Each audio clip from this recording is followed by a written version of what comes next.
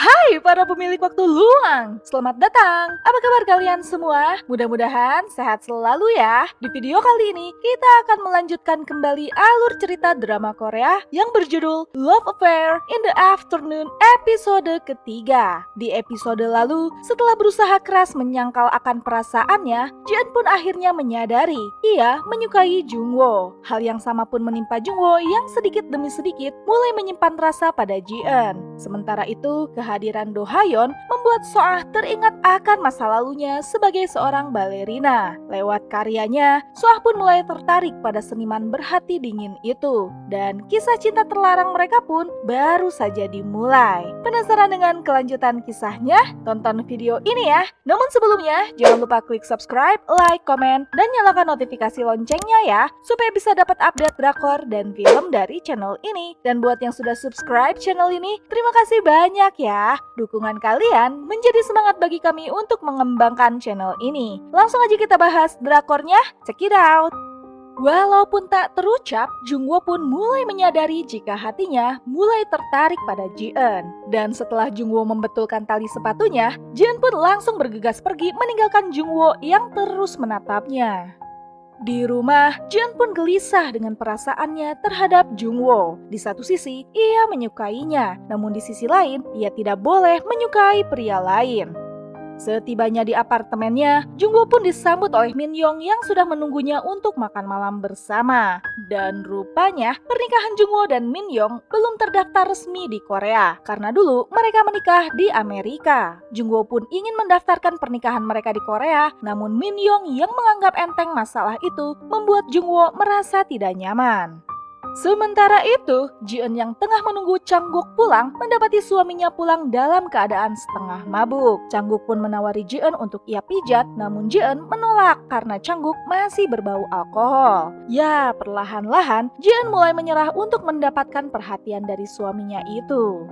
Paginya, melihat Jian yang sering bengong saat melakukan pekerjaan rumah membuat Changguk menjadi heran. Changguk yang berniat hendak membantu Jian pun malah bertindak sembrono hingga menyebabkan gelas menjadi pecah. Ya, Changguk bukannya jadi membantu istrinya, malah nambah-nambahin kerjaannya aja. Di rumahnya, Soah pun memandangi hasil gambar Do Ha-yeon sambil membayangkan kehadiran pria berhati dingin itu. Merasa butuh teman, ia pun mengunjungi Jian sambil membawa sepatu milik Jian yang ketinggalan di lobi hotel. Sambil minum teh, Soah bertanya, apakah Jian pernah menyukai pria lain yang bukan suaminya? Jian menjawab, jika Changguk adalah cinta pertamanya dan ia hanya mencintai Changguk saja. Soah pun mengompori, mungkin saja Changguk adalah cinta pertamanya, namun Jian harus hidup dengan orang yang benar-benar ingin dilihatnya agar ia bisa bahagia. Ya, di mata Soah, Jian wanita yang sangat polos, rela terkungkung demi kesetiaannya pada Changguk. Walaupun kesetiaannya itu perlahan-lahan membuatnya seperti mawar yang cepat layu di musim berkembang. Di kantornya, Lee Young-jae kembali membujuk Do Ha-yeon untuk menjadi ilustrator di buku terbarunya dengan menawarkan apapun. Do Ha-yeon pun mengatakan ia menginginkan sesuatu yang tidak ada artinya bagi Lee Young-jae. Namun pada saat yang sama, sesuatu itu berarti segalanya baginya. Lee Young-jae yang merasa angkuh dan memiliki segalanya pun menyetujui permintaan itu. Padahal kalau dicerna, Do Ha-yeon sedang meminta istrinya Lee Young-jae alias Soah. Sementara itu, swalayan tempat Jian bekerja kedatangan seorang pegawai baru yang ternyata adalah Kang Chul, selingkuhannya Soah. Bergabungnya Kang Chul rupanya bertujuan untuk meminta bantuan Jian agar bisa mendekati Soah lagi.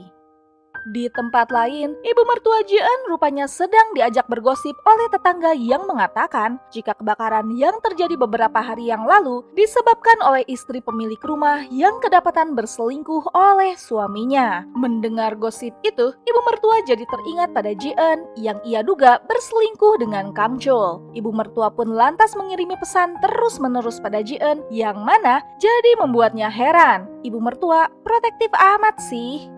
Jian yang tengah bekerja pun didatangi oleh Soah yang mengajaknya ketemuan sepulang kerja nanti. Namun di saat bersamaan, Kang Chul pun muncul. Ia yang mencintai Soah lantas memohon pada ibu dua anak itu agar menceraikan suaminya dan hidup dengannya saja. Namun Soah yang memerlukan Kang Chul hanya di waktu tertentu saja tentunya menolak permintaan itu. Di tempat lain, Ah-jin, putri tertua Soah pun mengikuti sebuah les. Rupanya, ia sekelas dengan Park Jimin, remaja tanggung yang pernah melempar mobil Soah saat sedang selingkuh dengan Kang Jul. Dan sepulang mengantar Ah-jin, Soah pun mengunjungi apartemennya Do Ha-yeon. Di sana, Soah pun meminta agar Do Ha-yeon mau menggambarnya secara resmi, seperti sketsa gambar yang ada di rumahnya. Namun Do Ha-yeon menolaknya. Tidak menyerah, Soah pun menuliskan nomor teleponnya, siapa tahu Do Ha-yeon berubah pikiran. Sementara itu, Ji-eun pun mengunjungi sebuah kafe yang ternyata di sana ada Jungwoo yang telah menunggunya. Ji-eun pun kaget, kenapa ada Jungwoo di sini? Jungwoo pun sama kagetnya, bukannya Ji-eun yang mengatakan ingin bertemu. Ji-eun pun jadi teringat pada Soah. Mungkinkah ini ulahnya yang hendak mempertemukan mereka berdua? Kadung bertemu, Jin pun mengatakan jika ia memang ingin bertemu Jungwoo. Dan sore itu pun mereka berdua akhirnya berjalan-jalan santai. Ji-eun menceritakan jika ia dan suaminya memelihara sepasang burung bernama Sarang dan Midem. Dan Ji-eun lah yang sering disuruh merawatnya. Dengan alasan akan membantu memberi saran dalam pemeliharaan burung, Jungwoo pun menyuruh Ji-eun untuk tidak sungkan menghubunginya kapanpun. Dan anggaplah aku sebagai teman. Begitulah maksud Jungwoo. Ya, mendengar kata berteman dengan Jungwoo membuat hati Ji-eun jadi berdebar-debar.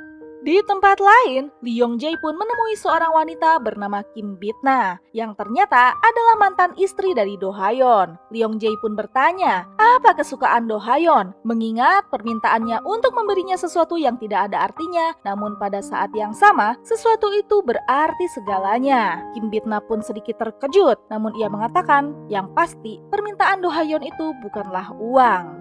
Keesokan paginya, Changguk pun mendapat peringatan dari ibunya untuk menjaga Ji-eun. Namun Changguk dengan percaya diri mengatakan, Ji-eun adalah wanita yang tidak akan pernah berselingkuh di belakangnya. Di saat bersamaan, Ji-eun pun muncul. Dengan tenangnya, Changguk bertanya, apakah Ji-eun sedang menyukai pria lain? Ya, Changguk merasa ia tidak pernah bersikap kasar pada Ji-eun. Jadi, mana mungkin Ji-eun akan mengkhianatinya. Di saat bersamaan, Soah pun datang berkunjung sambil membawa bingkisan sebagai ucapan terima kasih karena telah membantu sepupu laki-lakinya tempo hari untuk menemukan rumahnya. Mendengar itu, ibu mertua Ji-eun pun merasa lega karena tadinya ia mengira pria yang ia pergoki bersama Ji-eun adalah selingkuhannya. Ya, rupanya Ji-eun bekerja sama dengan Soah untuk membohongi sang ibu mertua jika Kang Jul adalah sepupu laki-lakinya yang telah ditolong oleh Ji-eun. Ji-eun pun bertanya, kenapa Soah menjebaknya untuk bertemu dengan Jungwoo kemarin? Soah pun mengatakan karena ia tahu jika sesungguhnya Ji-eun ingin melihat pria itu. Jadi, ia ingin membantu Ji-eun dengan mempertemukan mereka berdua dengan cara seperti itu.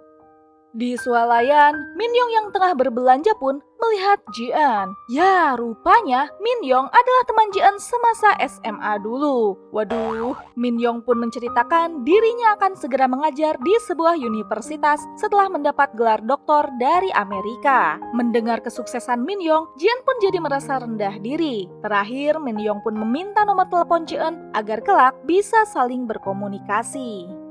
Sepulang bekerja, Soah mengajak Ji-eun ke rumahnya. Di sana, Soah pun curhat jika ia sedang menyukai seorang pria gila, yaitu Do Ha-yeon. Keasikan ngobrol membuat Ji-eun jadi pulang telat. Changguk pun bertanya-tanya, kemana saja Ji-eun? Itu burung-burung sampai gak keurus. Ji-eun pun jadi bingung. Terus aku kudu otoke, kalau mereka sakit, aku yang salah gitu. Melihat respon Ji-eun yang tidak diam seperti biasanya, Changguk pun terkejut. Ya, akhirnya Ji-eun pun menangis sambil mengeluarkan unek-uneknya selama ini. Ia menginginkan untuk memiliki anak agar bisa ia urus dan bukannya jadi ngurus burung-burung. Dan apakah selama ini Changguk pernah memberinya perhatian sama seperti perhatiannya pada burung-burung itu? Ya, Ji-eun pun akhirnya meluapkan emosinya dengan menangis di kamar mandi. Sementara itu, Soah pun terus memandangi ponselnya karena Do Ha-yeon tidak sedikit pun mencoba untuk menghubunginya.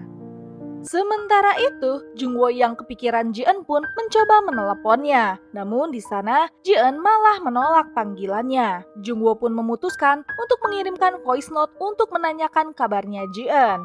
Ji-eun pun gembira mendapat pesan suara itu dan berulang kali ia putar demi bisa mendengarkan suaranya Jungwoo. Dan karena suasana hatinya mendadak gembira, Ji-eun pun tidak sengaja meninggalkan kandang burungnya dalam keadaan terbuka. Dan sialnya, burung bernama Sarang pun akhirnya kabur dan terbang keluar. Ji-eun pun panik dan langsung mengejarnya. Namun, ia tidak bisa menemukan burung itu. Ji-eun pun menelepon Changguk yang langsung marah besar. Ya, Changguk menduga Ji-eun sengaja melepaskan burung itu mengingat semalam Ji-eun mengeluh karena ia terus-menerus disuruh mengurus burung-burung itu. Changguk yang emosi berat pun lantas menyuruh Ji-eun untuk segera mencari burung itu sampai dapat.